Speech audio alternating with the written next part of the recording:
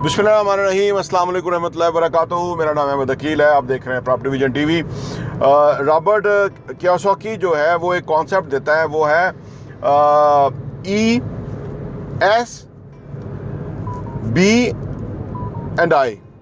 ESBI concept. वो मैंने पहले भी एक दिन आपको बताया था, आपको समझ में आ गया होगा, नहीं तो मैं दोबारा आप स्क्रीन पे देख रहे हैं कि ESBI कॉन्सेप्ट क्या है, यानी employ, self employed, business, investor. ये कॉन्सेप्ट क्या है?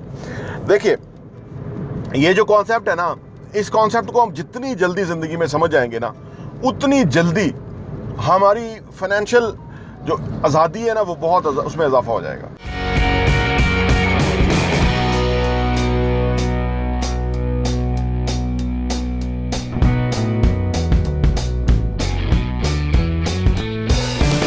एम्प्लॉय, सेल्फ एम्प्लॉयड, बिजनेस और इन्वेस्टर, ये जो कॉन्सेप्ट है ना, ये समझ लीजिए कि ये ऐसा एक क्लैरिटी है ज़िंदगी के अंदर आ जाए तो फिर बंदा अपनी तरक्की की मनाजिल तय करना शुरू कर देता है। उसे पता होता है कि यार ये जहाँ मैं खड़ा हूँ।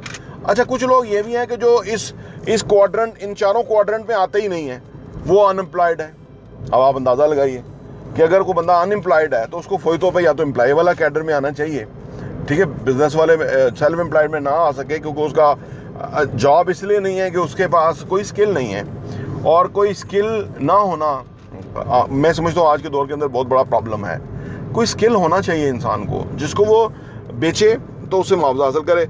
अगर तो आप जॉबलेस हैं लेकिन आपके पास कोई स्किल है, तो मैं आपको बड़ी मतलब मोहब्बत से, मैं या आप बता लीजिए, बड़ी खलूस से ये बात आपसे मैं बताना चाहता हूँ कि आप कभी भी एम्प्लॉय ना बनना, आप सेल्फ एम्प्लॉयड बनना।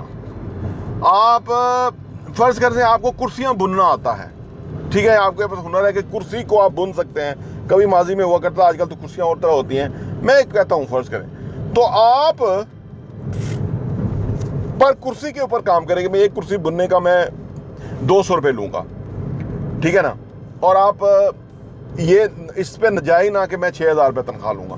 जब 200 रुपये पर कुर्सी का आप लेंगे ना, तो आप सोचिए कि दिन में एक कुर्सी बनाएंगे तो 200 रुपये मिलेगा, और अगर जॉब पे रहेंगे तो 200 ही मिलता रहेगा, चाहे उसके बाद 1.5 बनाएं, 2 बनाएं। आप जब कुर्सियाँ ज़्यादा बनाएंगे, उस फार्मूले पे काम करें, तो आप अपने साथ कुछ लोग ले लें, ट्रेनी ले लें, ठीक है। अब आप एक कुर्सी बना रहे थे, एक ट्रेनी ले लिया, तो आप दोनों मिलके 2 कुर्सियाँ बनाना शुरू करेंगे। फिर एक और ट्रेनी ले लें, फिर तीनों मिलके 4 कुर्सियाँ बनाना शुरू करेंगे। इस तरह बंदे साथ ऐड करते जाएं, अपने आप को पुल बैक करते जाएं। वो लोग कुर्सियाँ बनाना शुरू कर दें, 4 लोग ले लें, वो मिलके 6 कुर्सियाँ बना रहे हैं, और आप अदर इंतज़ामी अमूर देख रहे हैं कि जी कहाँ से कुर्सियाँ बुनने का जो काम है वो 150 रुपये पर कुर्सी, 250 रुपये पर कुर्सी मिल सकता है, 300 रुपये पर कुर्सी मिल सकता है। इस कॉन्सेप्ट को आप परसू करना शुरू कर दें। आप बंदे आपके बैठ के कुर्सियाँ बना रहे हैं, आप ऑर्डर ले रहे हैं, कुर्सियाँ बना रहे हैं, इस मॉडल पे चले जाएं। यकीन करें, आप बहुत तेज़ी से, एम्प्लॉय में आपका वक्त ज़ाया होता है, सेल्फ एम्प्लॉयड में आप बहुत तेज़ी से बिग बिजनेस की तरफ चले जाएंगे, क्योंकि एक टाइम आएगा कि आप 500 बंदे बिठाए होंगे और कुर्सियाँ जो है ना वो बन रही होंगी, और आपकी पूरी फैक्ट्री चल रही होगी। 100 बंदा हो जाएगा, 50 बंदा हो जाएगा, ग्रेजुअली बढ़ेगा। लेकिन जब आप एम्प्लॉय में चले जाएंगे तो आपका वो जो सोचने का अंदाज़ है ना, वो ख़त्म हो जाता है। मैंने देखा है ना, मैंने करके देखा है। तो लिहाजा आप कॉन्सेप्ट किस पे जाएं तो बेहतरी है। तो इससे आप जो एम्प्लॉय से बच के सेल्फ एम्प्लॉयड में आ जाएंगे, सेल्फ एम्प्लॉयड से बच के फिर जब सेल्फ एम्प्लॉयड से आप बिजनेस पे चले जाएंगे, और फिर आप इन्वेस्टर की कैटेगरी में चले जाएंगे, तो आपकी ज़िंदगी खुशहाल होगी। ये देखें, चीज़ों को ना किसी सिरे से पकड़ना होता है। बहुत सारे लोगों के पास ज़िंदगी में सिरा ही नहीं आता, वो बेचारे पता नहीं उन्होंने प्रॉपर्टी विजन टीवी नहीं सब्सक्राइब किया।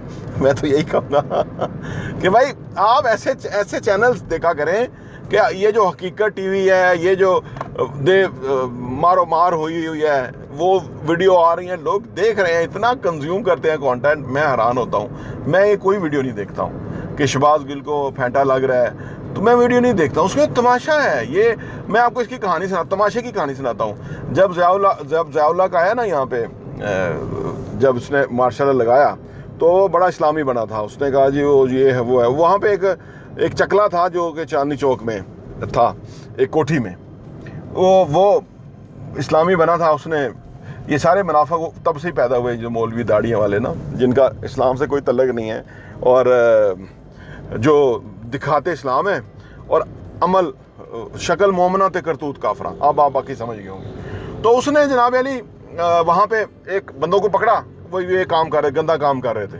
उन्होंने कहा जी इनको चांदनी चौक में कोड़े लगेंगे। अब वो कोई 5-7 डशकरे थे, तो वो उनको कोड़े लगने शुरू हुए। उनमें से एक बहुत पहलवान पड़ा हुआ तगड़ा था, तो वो एक कोई ब्रिगेडियर था जो कि आगे बैठा हुआ था और उसके सामने कोड़े लग रहे थे और लोग तमाशा देख रहे थे कि भाई कोड़े लगते हैं तो वो क्या होता है। जैसे शहबाज गिल को लग रहे हैं, लोग तमाशा देख रहे हैं। अच्छा, उसको कोड़े पड़ते थे ना बंदे को, तो वो जिसको कोड़े पड़ जाते थे ना, वो कहता आए आए करता था, फिर वो तो लोग देखते थे। अब आ गई वो पहलवान की बारी। पहलवान की बारी आई, पहलवान को कोड़े पड़े और पहलवान ने कोड़े बर्दाश्त कर लिए। उसने कहा हड्डी।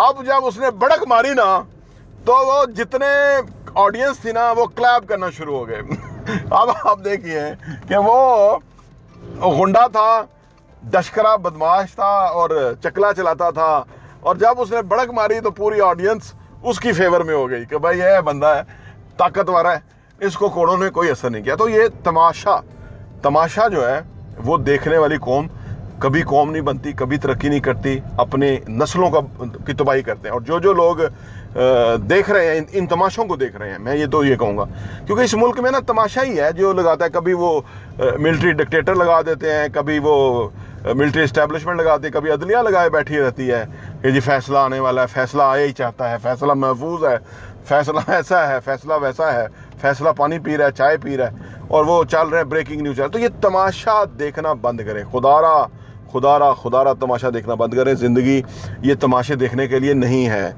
ज़िंदगी बहुत सीरियस है। हमें अपने मुल्क को आगे लेके निकलना है।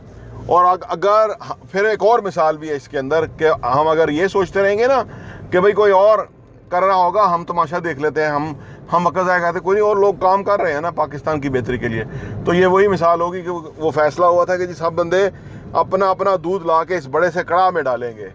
और सुबह जब देखा गया तो हर एक ने ये सोचा कि चलो मैं पानी डाल देता हूँ तो दूसरा दूध डालेगा तो वो महसूस नहीं होगा। तो पता लगा 90% लोगों ने पानी डाला और 10% ने दूध डाला।